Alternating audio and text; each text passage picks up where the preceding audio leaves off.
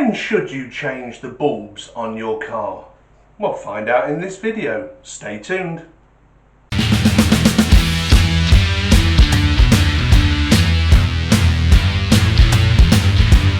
Hi, my name's Andy. This is the Q4 channel, and once again I'm talking from the shed. A lovely warm shed since I got the heater. It's great. So when should you change the bulbs on your car? Well, the obvious answer is when they blow, of course. But not everybody knows when the bulb blows on their car.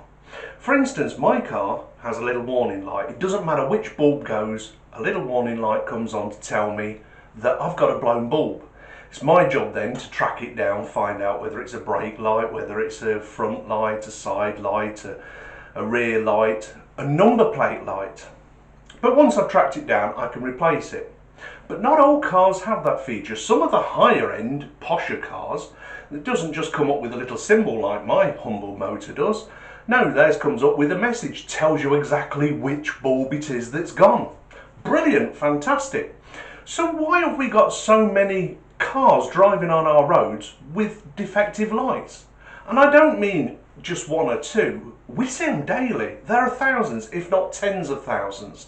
On our car, on our roads, daily, we see them. These cars have got a light bulb out. They've got only one brake light working, or no brake light working. I was following a van the other day, and I thought there's something wrong here, because he was stopping, and of course I was having to stop, and then I realised he's got no brake lights. And then I thought, well, maybe he's just driving in such a manner that he's not needing to use his brakes a lot, which is a good way to drive your car. You brake check with your gears and you slow down ahead of time, and you don't need to use your brakes an awful lot.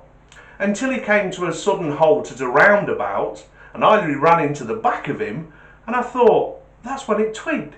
This guy's got no brake lights. I made a point of getting alongside him at a set of traffic lights and Papa Miuta and saying, listen mate, you got no brake lights. His answer was, oh, again?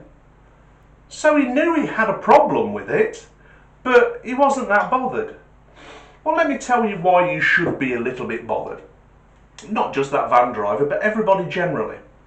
As I've said, my car has a dash cam in the window. If I happen to have ran into the back of that van, who do you think would have been at fault? Now, I know what the law states. If you run into the back of someone, you are automatically at fault because you didn't give enough braking room, you were driving too close, whatever the reasons. There's not really much of an excuse to drive into the back of somebody, is there? However, there are some exceptions to that rule. One is that the car backed into you. You were stationary and he reversed into you. Therefore, it's his fault. I mean, that stands to reason. But let's say I hadn't got a dash cam. He did reverse into me and then said, I ran into the back of him. It now becomes a he said, she said. And because the law states if you run into the back of somebody, it's your fault, the weight was probably going to fall on his side, although I did nothing wrong.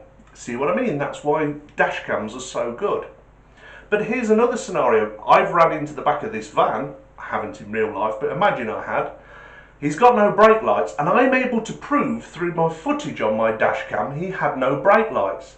Not only now is he responsible for all repairs to my vehicle and also liable for any injuries I might have sustained, but also, and here's the kicker, if his insurance company sees that footage, his car isn't road legal. Do you think they're going to honour his insurance and say, yeah, that's fine, we'll pay, don't worry about it?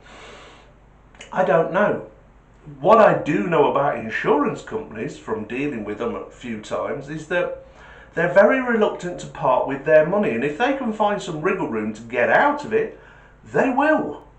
So if I was to produce footage to show his car really, or his van in this case, shouldn't have been on the road because it wasn't road legal. In other words, at that moment it wouldn't have passed an MOT because it didn't have completely functioning lights, didn't have any brake lights.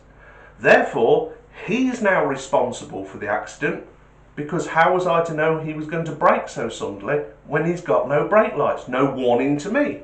See, there are exceptions to every rule about that running into the back of people. So here's the other thing.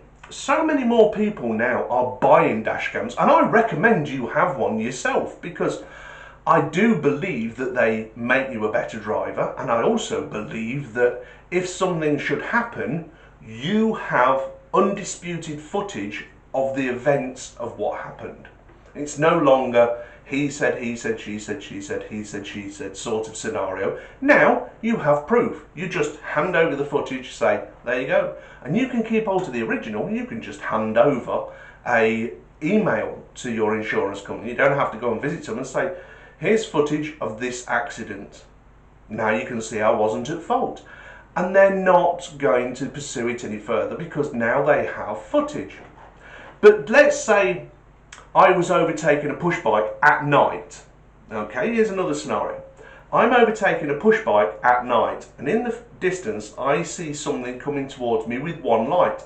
I make the wrong assumption that that is a motorbike because it's the left-hand light that is working. I end up having a head-on crash with a car coming in the opposite direction. On viewing the footage, and I've put in my statement, I believed I had ample room to overtake the push bike on my left because it was a motorbike approaching me on the right.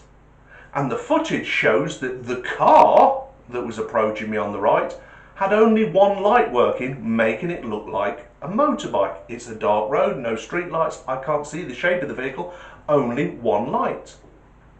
Now it's not a clear case of I was in the wrong and I had a head-on collision with a person who was coming towards me on the right side of his road. He was in the right place and I was the one overtaking. Now he's in a vehicle that wasn't road legal. Not all of his lights were operating. See, it adds a grey area. And also if the insurance say we're not paying out because you hadn't got all of your lights working, therefore your vehicle shouldn't have been on the road, it wasn't road legal. At that day, it wouldn't have passed an MOT, therefore it would have failed, and therefore the car wasn't road legal.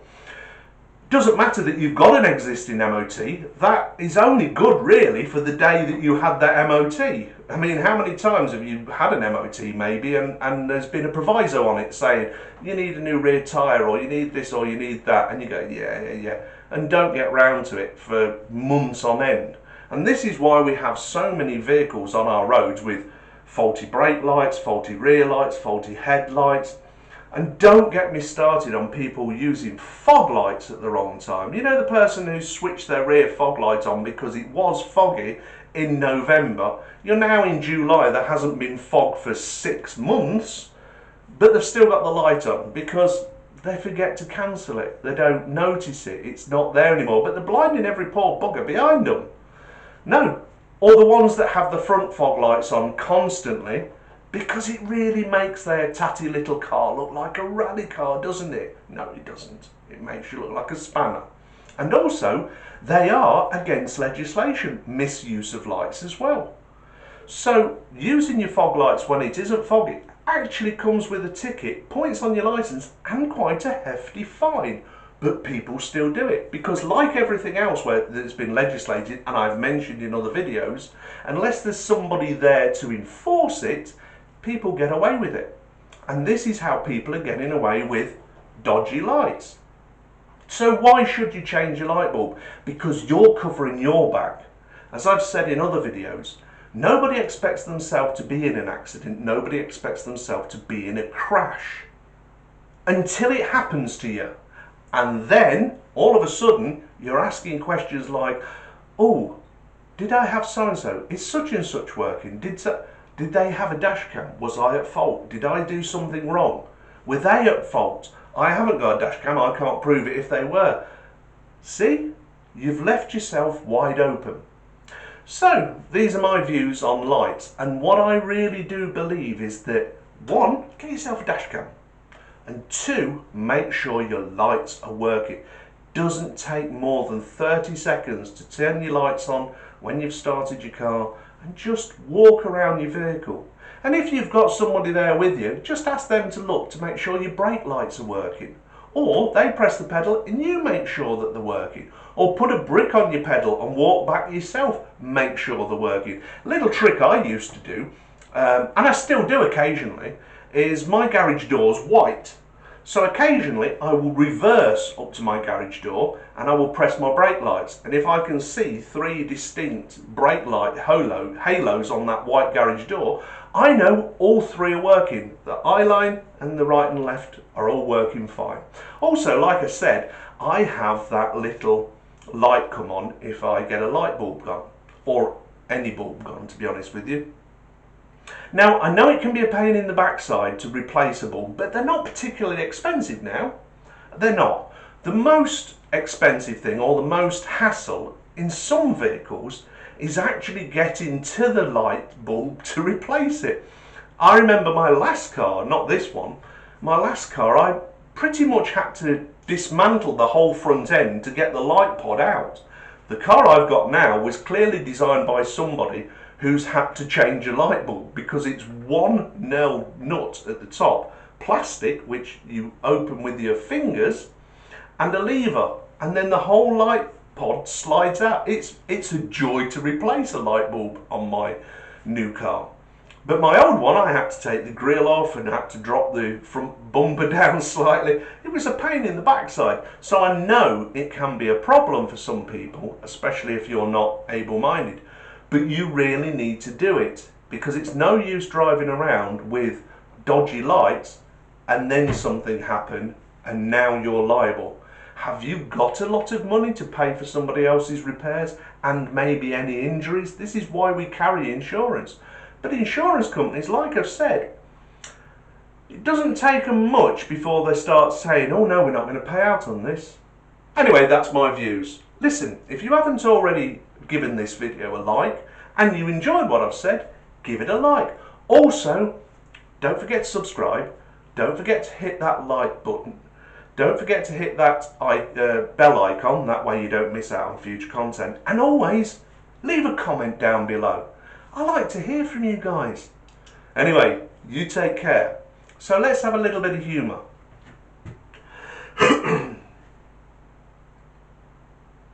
So that's my thoughts on lights and what you should do. If you've enjoyed this video, don't forget, give it a like. Also, how about subscribing? Hit that subscribe button, you know you want to. Also, don't forget to hit the bell icon, that way you won't miss out on future content.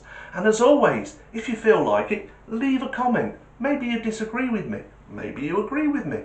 I don't know until you leave a comment and tell me what you think. Anyway, let's have a little bit of humour. So this old boy's gone to the nursing home, it's time, he can't manage on his own, and his son's come to visit him for the first time.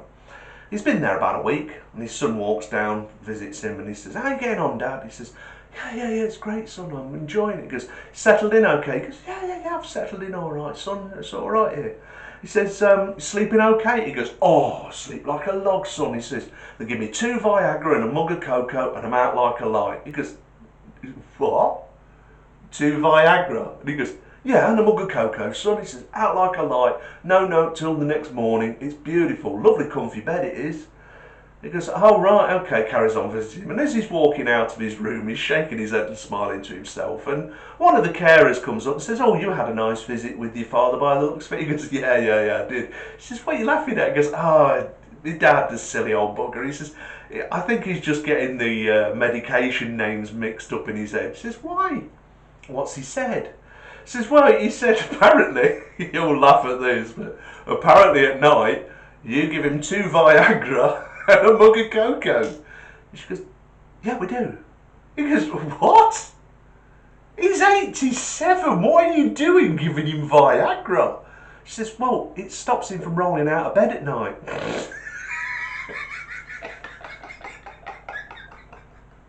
Ding, ding.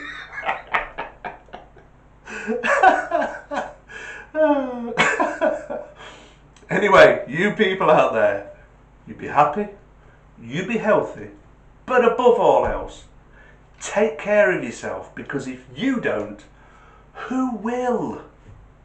Goodbye now.